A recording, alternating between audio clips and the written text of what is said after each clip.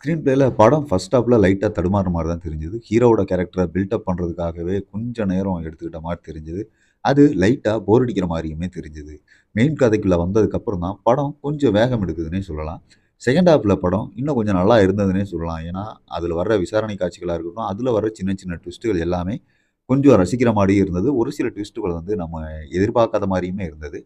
வழக்கமான ஒரு court drama தான். அதாவது ஒரு பெரிய வக்கீல எதிர்த்து ஜெயிக்கிற சாதாரண சின்ன வக்கீல் டைப் ஃபார்மேட் தான் படத்தோட மொத்த கோரே.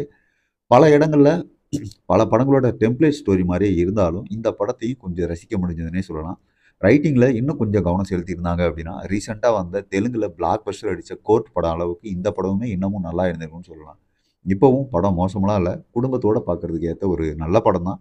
குறிப்பா கோர்ட் டிராமா படங்கள் உங்களுக்கு பிடிக்கும் அப்படின்னா, இந்த படம் உங்களுக்கு நல்லாவே பிடிக்கிறதுக்கான வாய்ப்புகள் இருக்கு. படம் அமேசான் பிரைம்ல தமிழ் டப்பிங்ல இருக்கு. பார்க்கணும்னு நினைக்கிறவங்க தாராளமா பார்க்கலாம். தமிழ் டப்பிங் ஓரளவுக்கு டீசென்ட்டா நல்லாவே இருந்ததுன்னு சொல்லலாம். அடுத்த ஒரு